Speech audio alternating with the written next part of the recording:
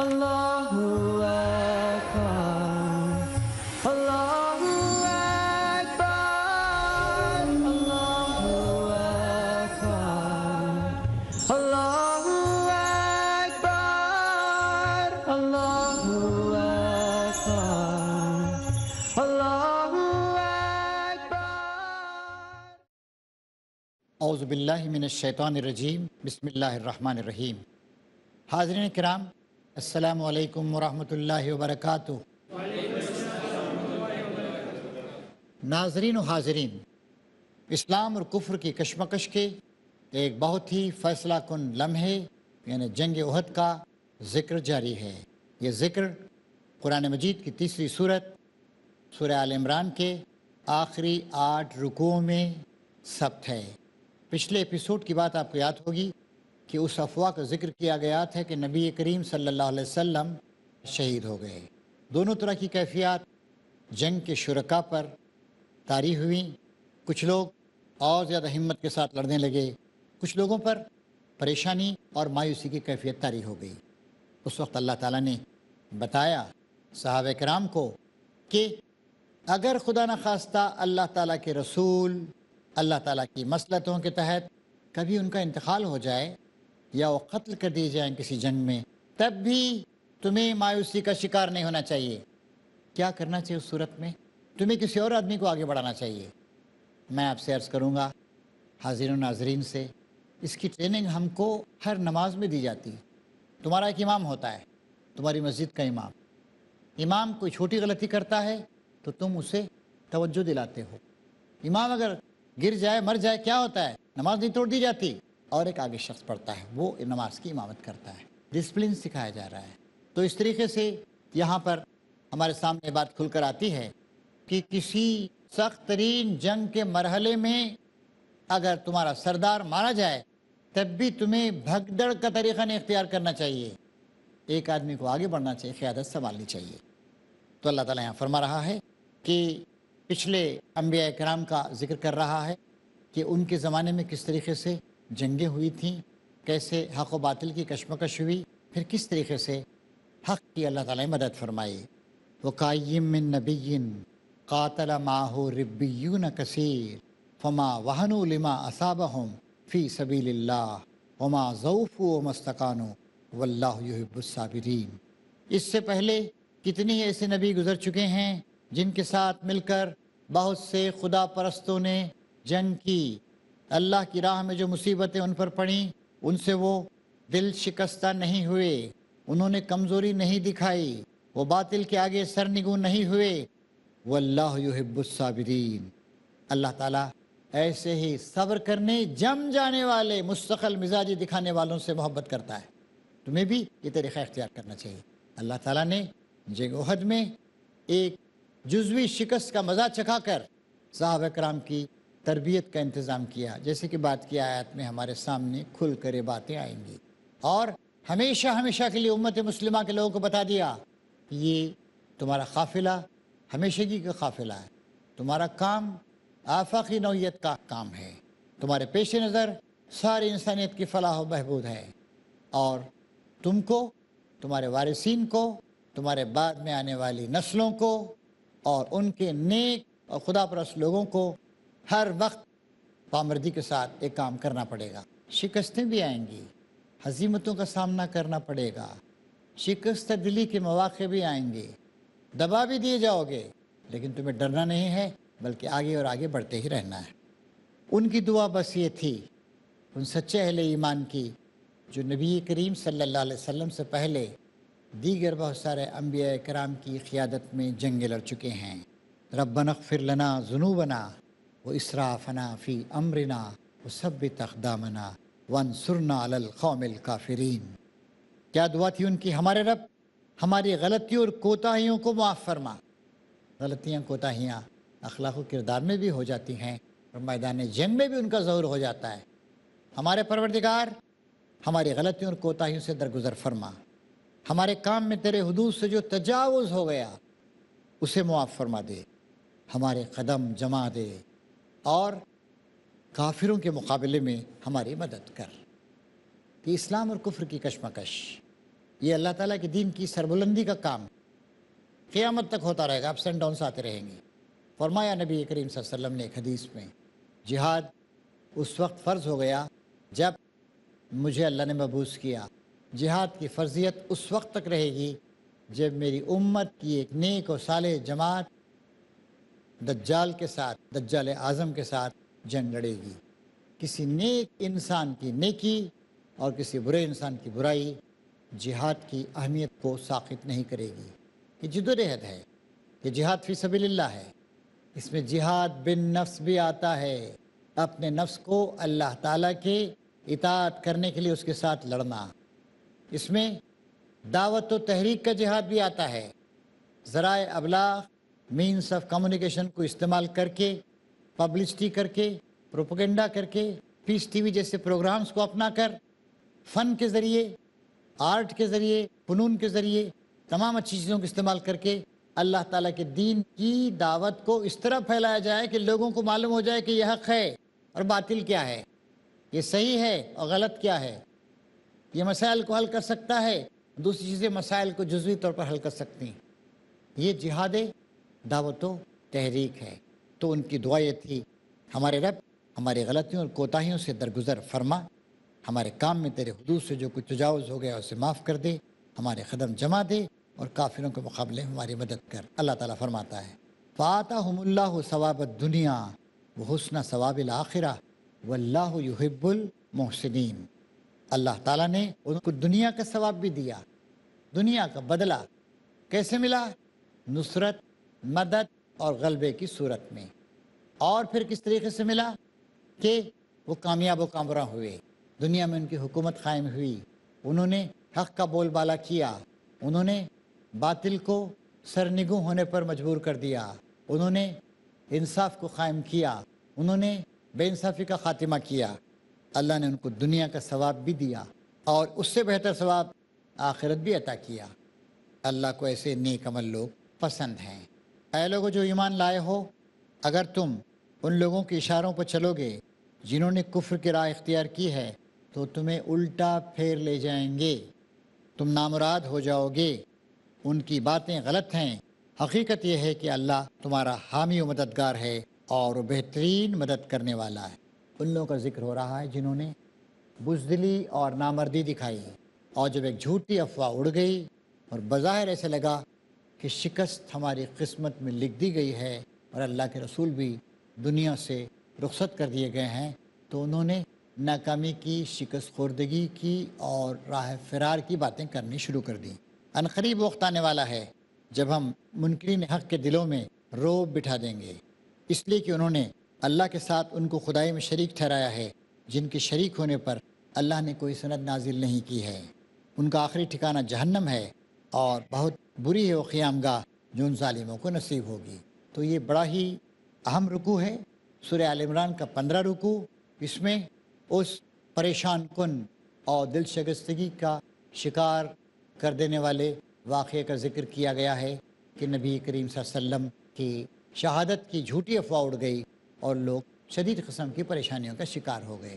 حاضرین اور ناظرین، اس سے بات ہماری سمجھ میں آتی ہے کہ اللہ تعالیٰ کا دین جو مالک کائنات، خالق کائنات کی طرف سے آیا ہے، سارے انسانوں کی بھلائی کے لیے آیا ہے، لیکن جو لوگ اس کو آگے بڑھ کر اپنا لیتے ہیں ان کی ذمہ داری ہے کہ وہ تمام اچھے طریقوں کو اختیار کر کے اس کو دنیا بھر میں پھیلانے کی کوشش کریں اور قیامت تک، آخری وقت تک اس کو پھیلانے کی کوشش کریں۔ اور ایک نمونہ وہ تھا جو میدان احد میں ہمارے سامنے آیا، اور ہمیں تمام اویلیبل فراہم ذرائع کو استعمال کر کے اس دین کو پھیلانے اور لوگوں کی زندگیوں میں تبدیلی لانے کی کوشش کرنی چاہیے۔ ہم چاہیں گے کہ اگر آپ کا کوئی ایک سوال ہو تو آپ سوال کریں۔ السلام علیکم وعلیکم السلام۔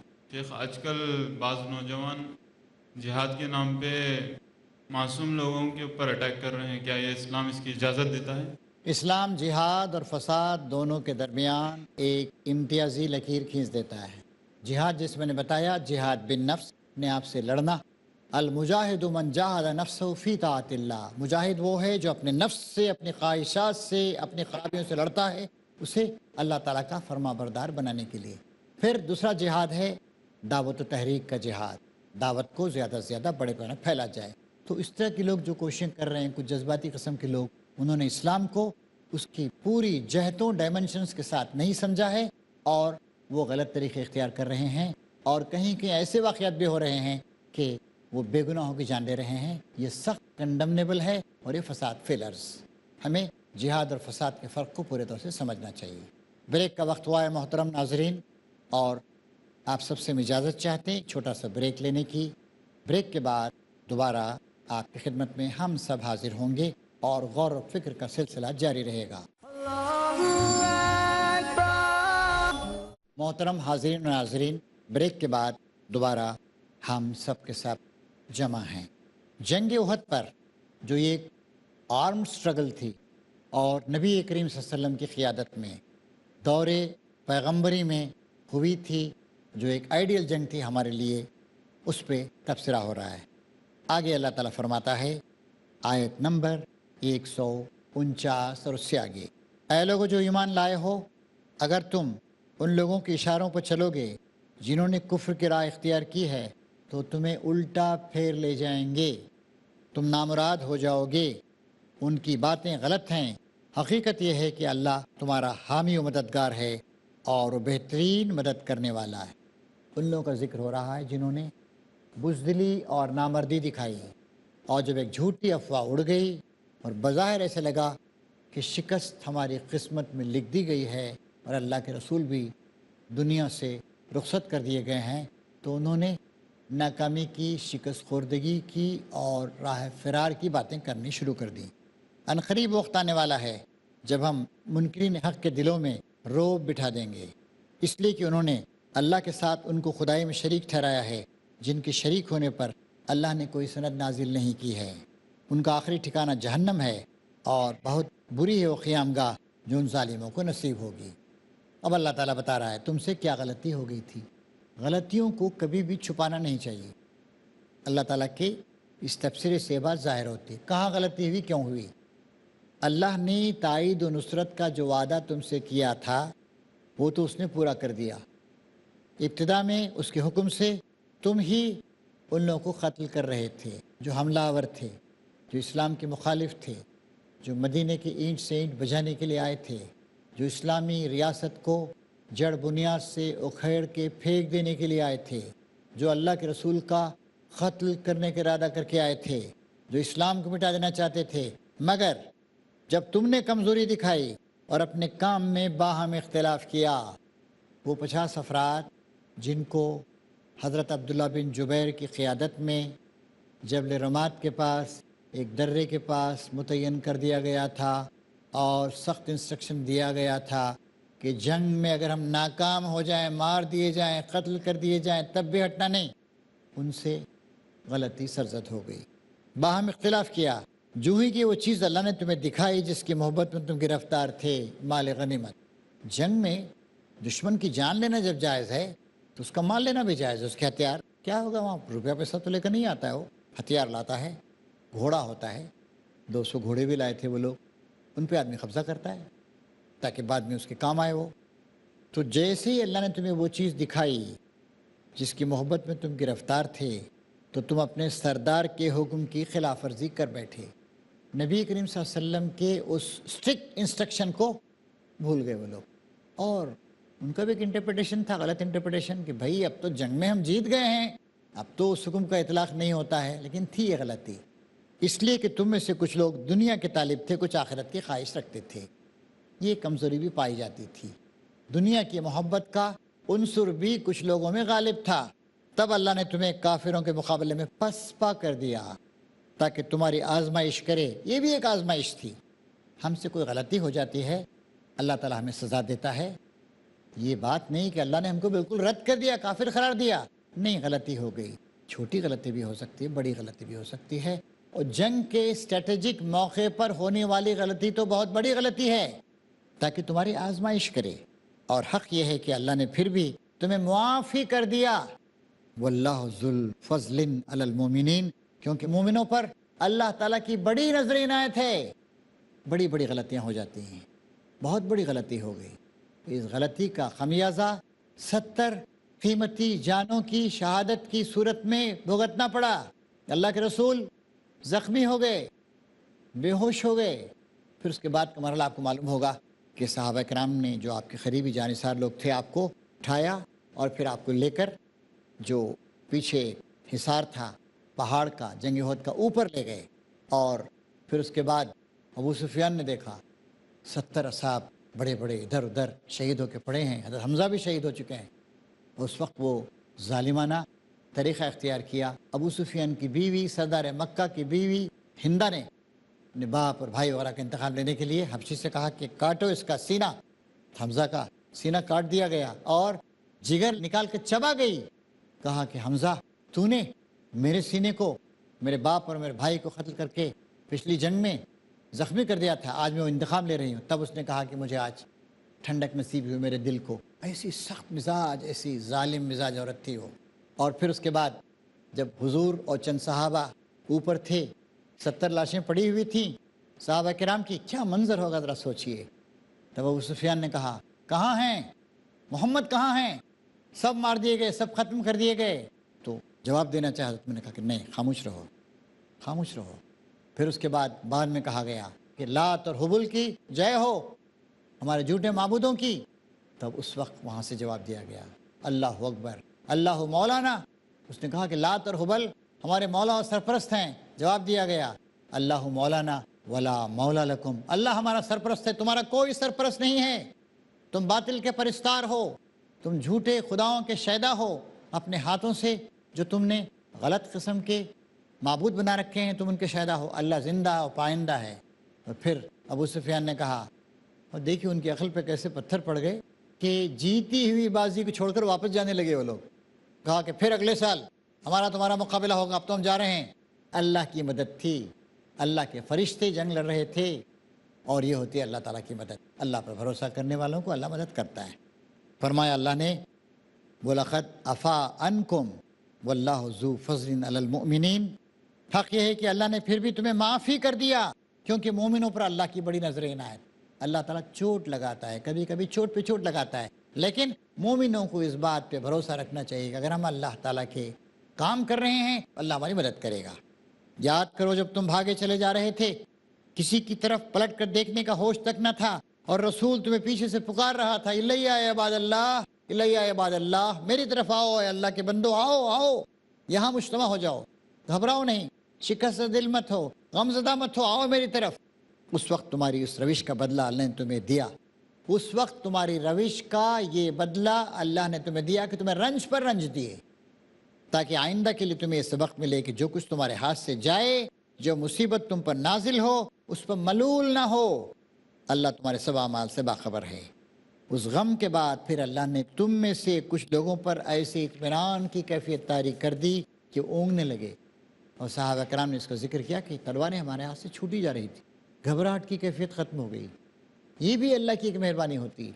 آپ دیکھیے دنیا میں کبھی کبھی ایک آدمی ایکسیڈنٹ میں بے ہوش ہو جاتا ہے, بے ہوش ہونا اس کے لیے اچھا ہے. وہ اتنی تکلیف ہوتی ہے کہ اگر وہ محسوس کرے تو مر جائے گا, اللہ اسے بے ہوش کر دیتا ہے. تو ایسی کیفیت طاری ہوئی, اونگ کی سی کیفیت طاری ہو گئی. مگر ایک دوسرے گروہ جس کے لیے ساری اہمیت بس اپنے مفاد ہی کی تھی, اللہ تعالیٰ کے متعلق طرح طرح کے جاہلانہ گمان کرنے لگا جو سراسر خلاف حق تھے. یہ لوگ اب کہتے ہیں, وہ لوگ طرح طرح کے اس وقت اعتراضات کرنے لگے. کچھ لوگوں نے کہا کہ اس کام کے چلانے میں ہمارا بھی اختیار ہوتا, جو منافق ٹائپ کے لوگ تھے. تو نہیں ہوتا ایسا, کہو کسی کا کوئی حصہ نہیں, اس کام کے سارے اختیارات اللہ کے ہاتھ میں ہیں. دراصل یہ لوگ اپنے دلوں میں جو بات چھپائے ہوئے ہیں اسے تم پر ظاہر نہیں کرتے. ان کا اصل مطلب یہ ہے قیادت, لیڈرشپ کے اختیارات میں ہمارا کچھ حصہ ہوتا تو یہاں ہم نہ مارے جاتے. سب بہانے ہیں. جب شکست ہو جاتی ہے تو لوگ طرح طرح کے بہانے کرنے لگتے ہیں, ہمیں بھی لیڈرشپ میں حصہ ملتا تو ایسا نہیں ہوتا. ان سے کہہ دو اگر تم اپنے گھروں میں بھی ہوتے تو جن لوگوں کی موت لکھی ہوئی تھی وہ خود اپنے قتل گاہوں کی طرف نکل آتے, اور یہ معاملہ جو پیش آیا یہ تو اس لیے تھا کہ جو کچھ تمہارے سینوں میں پوشیدہ ہے اللہ اسے آزما لے, اور جو کھوٹ تمہارے دلوں میں ہے اسے چھانٹ دے. اللہ دلوں کا حال خوب جانتا ہے. شکستیں بھی ہوتی ہیں, ناکامیابی ہوتی ہیں, اور پسپائی بھی اختیار کرنی پڑتی ہے, لیکن جیسے اللہ نے بتایا کہ پھر بھی اس اللہ نے تمہیں معافی کر دیا. تمہیں ڈرنا نہیں چاہیے, تمہیں اپنے رسول پر، اپنے اللہ پر اور زیادہ اعتماد کرنا چاہیے، اور زیادہ صبر و ضبط دکھانا چاہیے، اور دل تنگ نہیں ہونا چاہیے۔ تم میں سے جو لوگ مقابلے کے دن پیٹ پھیر گئے تھے، ان کی اس لغزش کا سبب یہ تھا کہ ان کی بعض کمزوریوں کی وجہ سے شیطان نے ان کے قدم ڈگمگا دیے تھے، وہ ڈسپلن ان کے اندر نہیں تھا، اور مال کی محبت کو جو دلوں سے نکال کے پھینکنا چاہیے وہ چیز نہیں تھی۔ اللہ نے انہیں معاف کر دیا۔ اللہ بہت درگزر کرنے والا اور بردبار۔ ہم اور آپ اللہ تعالیٰ کے راستے میں جو جہد کر رہے ہیں، کس کا کام ہے؟ اللہ کا کام۔ کس کے لیے؟ ساری انسانیت کے لیے۔ اسی لیے اتنی بڑی غلطی کے باوجود جس کا خمیازہ 70 قیمتی جانوں کی شہادت کی صورت میں بھگتنا پڑا، اور اللہ کے رسول زخمی ہو گئے، شدید زخمی، اور اہل کفر نے، مکے کے سرداروں نے محسوس کیا کہ ہم کامیاب ہو گئے۔ کیوں ہوا؟ کچھ لوگوں کے اندر کمزوریاں تھیں، ایمان کی کمزوریاں تھیں، فکر کی کمزوریاں تھیں، دولت کی محبت کی کمزوریاں تھیں۔ اللہ تعالیٰ نے فرمایا کہ ہم نے پھر بھی انہیں معافی کر دیا، اللہ بہت درگزر کرنے والا اور بردبار ہے۔ تو اس طریقے سے حاضرین اور ناظرین، جنگ احد پر یہ جو اللہ تعالیٰ کا تبصرہ ہے، اس سے بڑی قیمتی اور بڑی بنیادی باتیں ہمارے علم میں آتی ہیں۔ ہمارے ایپیسوڈ کے ختم ہونے کا وقت آ گیا ہے، لہٰذا ہم حاضرین اور ناظرین سے اجازت لیتے ہیں، اور یہ شکست ایک مرحلہ تھا، آگے چلیں گے دم لے کر، اور ہم بھی انشاءاللہ اگلے ایپیسوڈز میں مزید مطالعہ کریں گے، مزید جانیں گے کہ مزید اللہ تعالیٰ نے جنگ احد کی اس ظاہری شکست کے بارے میں مزید کیا باتیں فرماتا ہے اور مزید کیا نصیحتیں کرتا ہے، تاکہ حق و باطل کی کشمکش جو انشاءاللہ ہمیشہ ہر دور میں ہوتی رہے گی، آخرت تک ہوتی رہے گی، اس میں ہم کامیاب و کامرا ہوں۔ ربنا تقبل منا انک انت السمیع العلیم، تب علینا انک انت التواب الرحیم، وآخر دعوانا ان الحمد للہ رب العالمین۔ اللہ